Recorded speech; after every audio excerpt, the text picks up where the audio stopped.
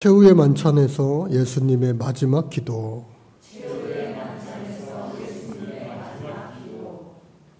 공생의 3년이라고 하는 시간, 길다면 길 수도 있지만 아주 인생에 있어서 짧은 시간입니다. 3년 금방 가죠. 눈 깜짝할 새. 그 3년 동안 예수님은 정말 간간히 쉬시기도 하셨지만 정말로 열심을 다하여 또 쪽잠을 자가면서 또 밥 먹을 겨를도 없을 정도로 그렇게 열심히 최선을 다해 사역을 하셨습니다. 그러나 본인의 영성을 지키기 위하여 다 소진되면 안 되겠기에 예수님도 한적한 곳에 홀로 가서 쉬셨다라고 하는 본의 말씀이 여러 군데서 등장합니다. 이처럼 오늘 저와 여러분들도 마찬가지로 신앙생활 할 때에 영과 여기에 때로는 쉼을 얻어야 되기도 합니다. 바라기는 이 안식일이 여러분들 쉼을 얻는 귀한 날 될 수 있기를 주님 이름으로 축복합니다. 그래서 예수님은 과연 어떤 사역을 하셨을까 제가 간추려 봤습니다. 여러 목사님들 또 여러 학자들이 다양하게 간추릴 수 있지만 저는 첫 번째로 가르침과 말씀 선포의 사역이셨다라고 하는 거예요.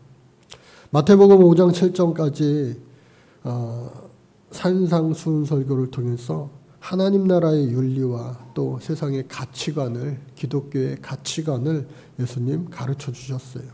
그 팔복의 영성을 비롯해서 많은 것들을 말씀해 주셨는데 황금률이라고 할 수 있는 것, 골든 룰이라고 할 수 있는 것은 뭐냐? 하나님 사랑, 이웃 사랑입니다. 그럼에도 불구하고 마태복음 6장 33절 말씀을 보니까 우리 같이 한번 읽어볼까요? 시작. 너희는 먼저 그의 나라와 그의 의를 구하라. 그리하면 이 모든 것을 너희에게 더하시리라. 사람의 일은요, 그 다음이에요. 사람의 일. 심지어 예수님께서 제자들에게 부모, 자식, 육신의 죽음과 생, 그러한 일조차도 뒤로 하라고 하셨어요. 단호하셨습니다. 하나님의 일을 먼저 생각하라. 한 사람이 태어나서 죽음에 이를 때까지 다 다양한 삶을 살지라도 우리가 주님을 믿고 의지하고 따른다면 우리들의 종착지는요, 예수님 곳이 될 것임을 여러분들 분명히 잊지 마시고 어떠한 힘들고 어려운 고난 가운데서도 넉넉히 천국 소망으로 이겨낼 수 있기를 주님 이름으로 축복합니다.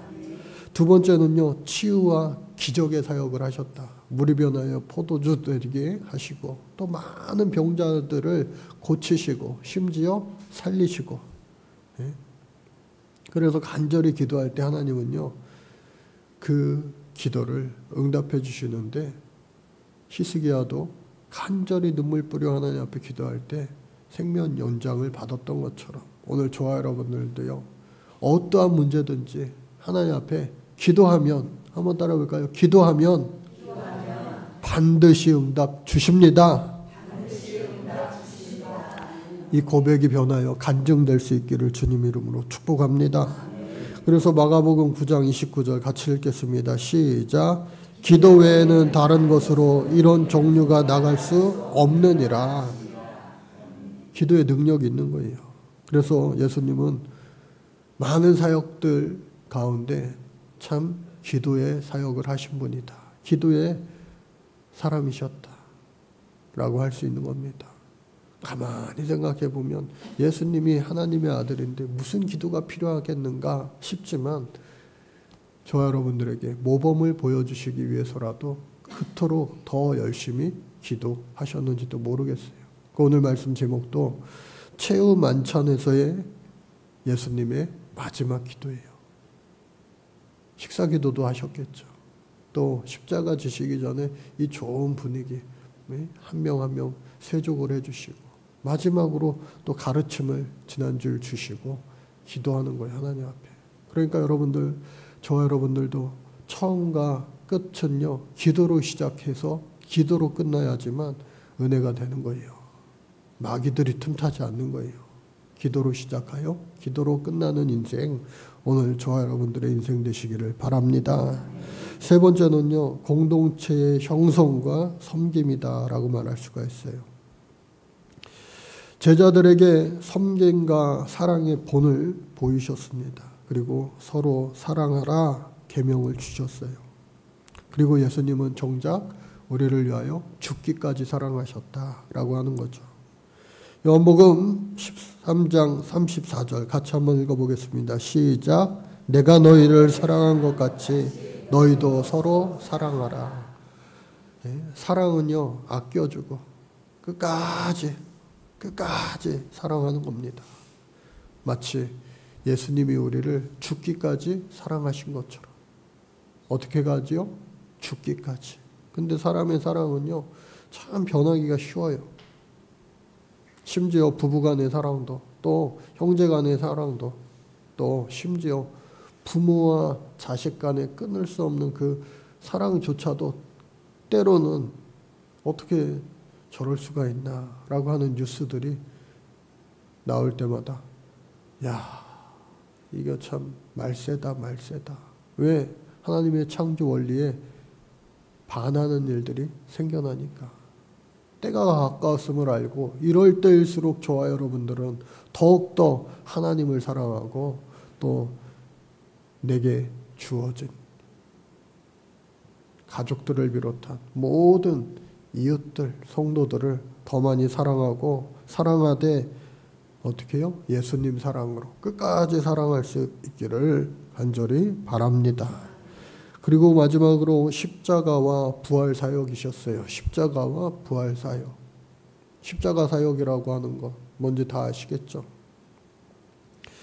우리 이사야서 말씀 지금 읽고 있고 곧 예레미야 말씀이 공동체 성경 읽기, 매일 성경 읽기에 그렇게 진도가 되고 있는데 우리 이사야서 53장 5절 말씀 예수님을 알리고 있습니다.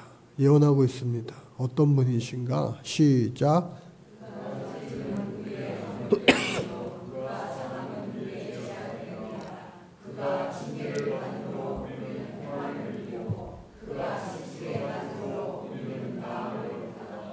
아멘.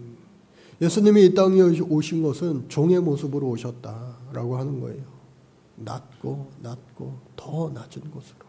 그래서 죽기까지 우리를 십자가의 사랑으로 사랑해 주셨다. 그런데 거기서 끝났으면요, 이 기독교는 종교가 아니고 윤리가 되고 말았을 거예요.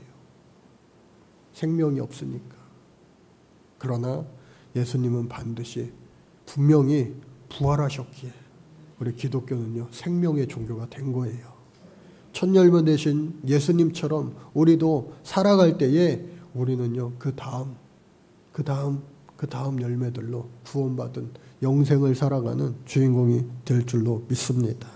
그런데 살아생전에는 그러지 못한 것처럼 참 어렵고 힘든 인생을 예수 잘 믿는 사람들 중에도 세상의 눈으로 바라봤을 땐 그렇게 살 때가 분명히 있습니다.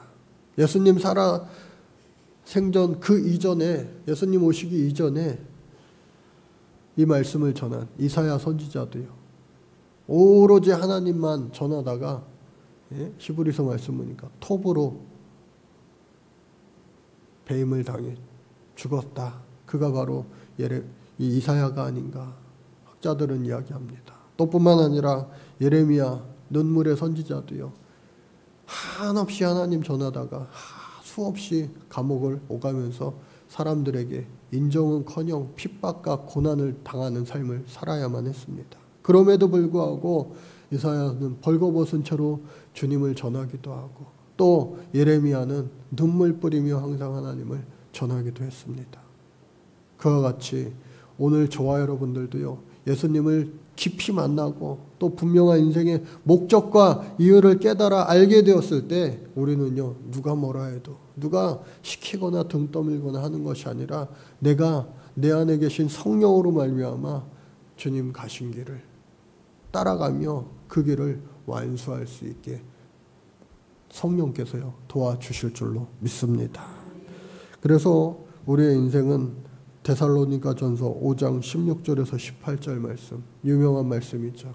저와 여러분들이 지향해야 될 말씀 뭐예요? 항상 기뻐하라, 쉬지 말고 기도하라, 범사에 감사하라.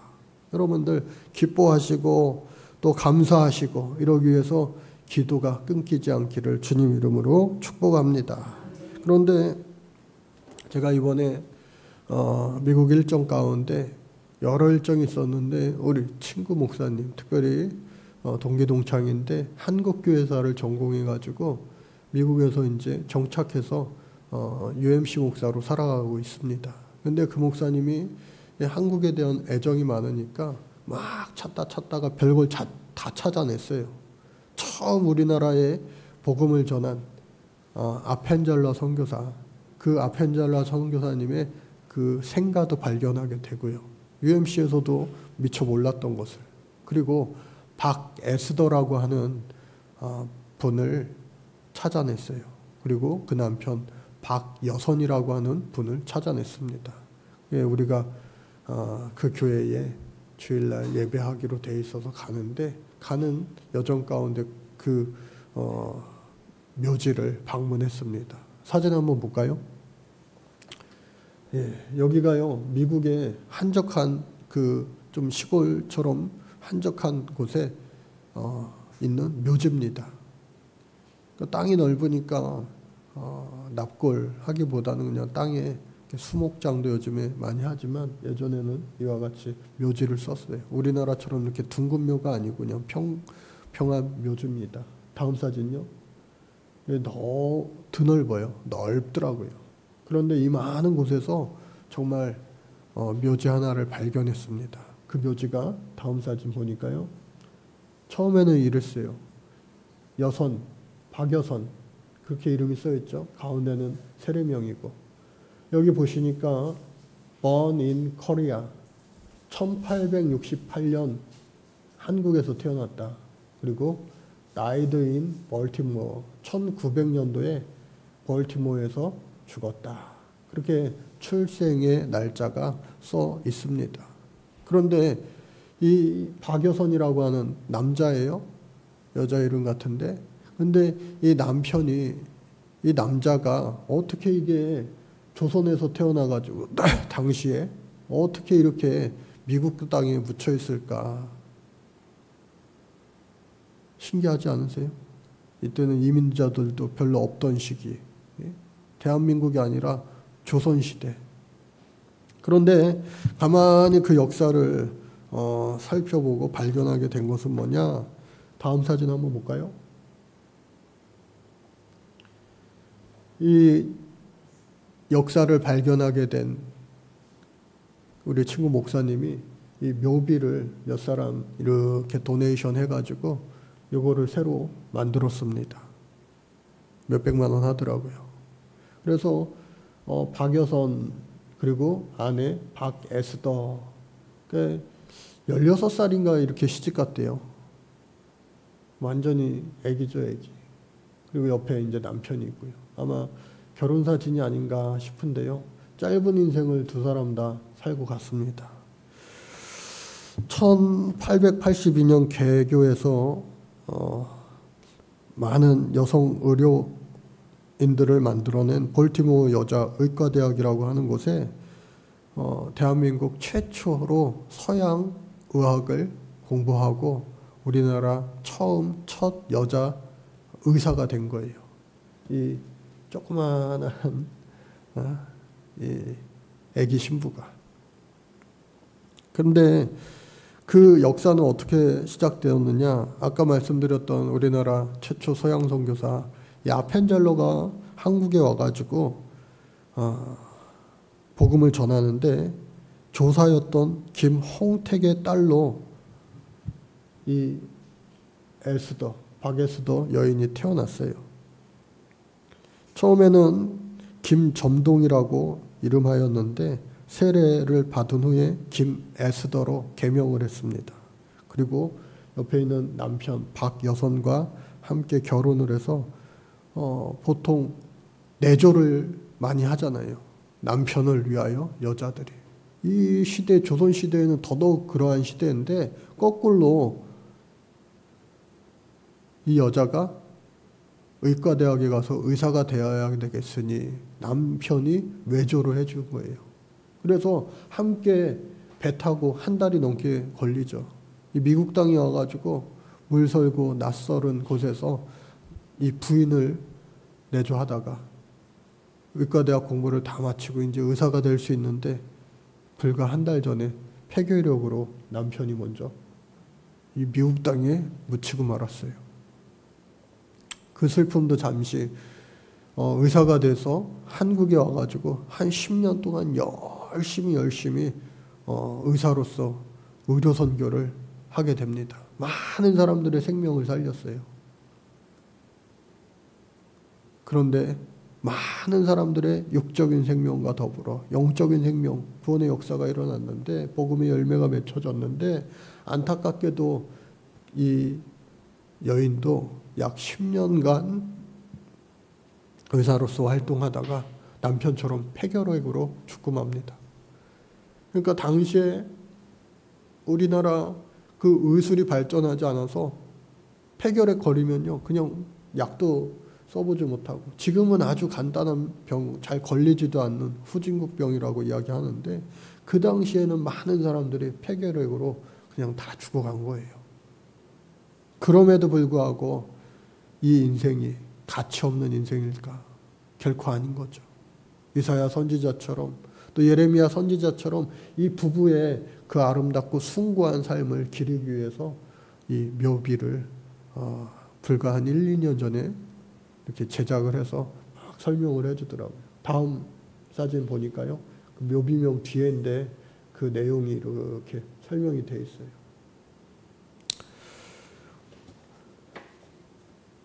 다음 사진요. 저를 포함해서 5명의 목사님이 가서 처음에는 이렇게 볼품없는 눈에 띄지 않는 그런 묘비만 있었지만 이렇게 스탠드형 묘비를 세우고 그들의 삶을 또 기리는 그런 기념비를 제작했습니다. 다음 사진, 마지막 사진이요. 5명의 목사님들이 함께 기도했어요. 다짐했어요. 하나님, 우리도 저와 같이 하나님 나라를 위하여 열심으로 세상 것 보지 않고 하나님 바라보며 목회하며 잘 살 수 있도록 도와주세요. 그렇게 기도를 하고 돌아왔습니다. 오늘 성경 본문 말씀을 보니까 아까 말씀드린 대로 십자가 지시기 전에 예수님의 마지막 기도였습니다. 기도의 삶이셨죠. 그런데 이 순간 무엇을 과연 기도할 수 있을까? 발까지 다 깨끗이 닦아줬는데 사실은 그 모든 자들이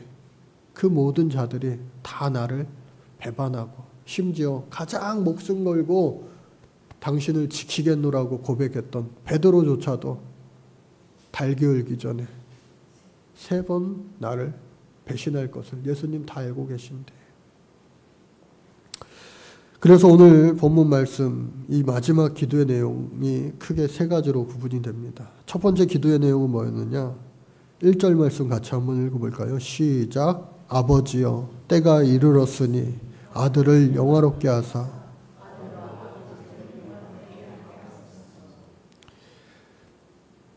하나님의 영광을 위한 기도였습니다.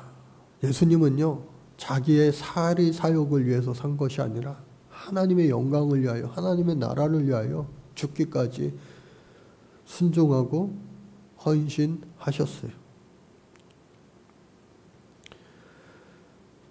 지하교회 성도들, 저 북한과 또 중국, 이슬람 또 공산권에 아직까지도 종교의 자유가 있지 않아서 붙잡히면 감옥에 가는 그런 자들이 아직도 이 시대에도 있습니다. 그런데 그분들 기도 제목 한번 있나요? 잘 보시지 않겠지만 핍박받는 기독교인들이 요청한 10가지 기도 제목. 여러분들 같으면 감옥에 가서 예수 전하는 것 때문에, 예수 믿는 것 때문에 감옥에 갔다면 하나님 빨리 나를 나오게 해주셔서 감옥에서 자유하게 해주셔서 사역 잘 감당하게 해주세요. 그런 기도가 가장 앞섰을 텐데 이 사람들은 그렇게 말하지 않았어요. 기도 제목을 요청한 것을 보니까요, 하나님의 임재를 느끼도록 이곳에서도 마치 사도 바울처럼,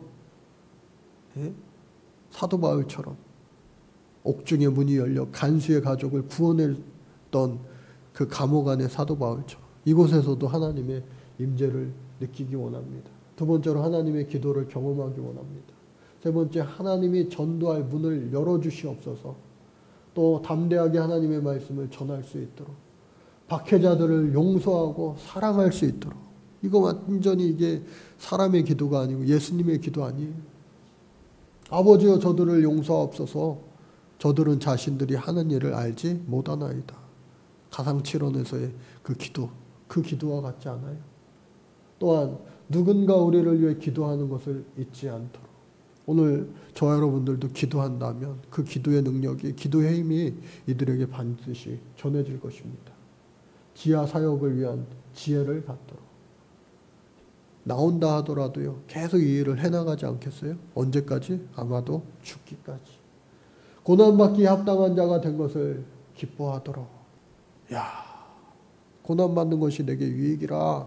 그 고백이 우리가 말로는 쉬운데 고난받는 것 내게 유익이라 그 마음을 갖고 계속 살아간다는 것, 그게 기도하지 않는다면, 성령께서 계속해서 도와주시지 않는다면 불가능에 가까운 것이죠. 또 아홉 번째, 그리스도 안에서 완전한 자로 세움받기 원합니다. 또 마지막으로 성경 말씀으로 온전하게 양육되기를 원합니다. 이 숭고한 대단한 이 기도의 제목들, 오늘 저와 여러분들 자유롭지만 자유롭지 않으세요, 여러분? 그러나 눈에 보이는 자유는 있지만 더 우리를 막 올가매고 있는 많은 것들, 마치 시위대 뜰 안에 갇힌 예레미야처럼, 그리고 발에 착고를 메운, 그리고 벌거벗은 그 채로 환상을 보았던 이 이사야처럼, 그러할지라도 여러분들 성령 안에서 세임을 얻어 자유함을 얻어 넉넉히 이길 수 있는 주인공 되시기를 간절히 바랍니다. 왜냐하면 우리 하나님께서, 우리 예수님께서, 성령께서 그렇게 저와 여러분들을 돌보시는 겁니다. 그래서 오늘 예수님의 기도 두 번째가요, 제자들을 위한 기도였습니다. 잠시 후면 다 나몰라라고 다 도망가 버릴, 그리고 십자가에 달린 나를 감히 선생이라 주님이라 부르지 못할 그 제자들을 위하여서 간절히 기도하십니다. 15절 말씀해 볼까요? 시작. 내가 비옵는 것은 그들을 세상에서 데려가시기를 위함이 아니요 다만 악에 빠지지 않게 보존하시기를 위함이라. 죽기까지도 사랑하셔서 저들이 악에서 살지 않게 하시고 하나님 뜻 가운데 살게 하여 주옵소서. 그렇게 하나님 앞에 기도했다는 거예요. 지난주에 봤던 제임스 티스의 그림을 다시 한번 보시기 바랍니다. 지난주에 안 오신 분 있으니까 막달라 마리아라고 그래요. 예수님의 발가락이 보입니다. 십자가 위에서 사람들을 바라보는 거예요. 여기 계신 여러분들은 저를 바라보잖아요. 강단이 보이잖아요. 이 앞배경이 보이잖아요. 근데 저는 항상 매주 여러분들이 다 보이는 거예요. 여러분들이.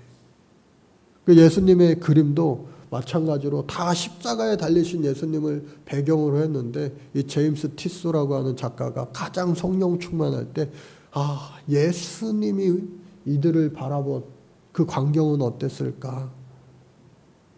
성경의 고증을 가지고 이와 같이 그려본 거예요. 아마 이들은요, 지체 높은 유대인들, 대제사장들 그룹일 거예요. 그리고 로마 병사의 대장이고요. 로마 군인들이 이렇게. 그리고 죽으면 죽으리라. 어쩜 그렇게 막달라 마리아가. 그리고 이 여인들은 아마도 어머니 마리아와 또 마리아 마르다 자매가 아닐까. 그리고 저 뒤에 아무 상관없는 듯이, 그죠? 예수님이 진짜 죽나? 이렇게 끝나는 건가? 허망에 있는 예수님의 제자들도 있을 거예요. 너 예수님의 제자 아니야? 아니야. 몰라. 나도 그가 싫어. 예수님을 저주했던 베드로도 이 어딘가에 숨어 있을지도 모르겠어요. 그럼에도 불구하고 그런 자들을 위하여 마지막 만찬을 마치시고 그들을 위하여 하나님 앞에 기도하셨던 이 예수님의 마음, 예수님의 사랑, 예수님의 그 숭고한 헌신을 오늘 저와 여러분들도요 본받을 수 있기를 주님 이름으로 간절히 축복합니다. 마지막 기도요는 뭐였을까요? 21절 말씀 시작.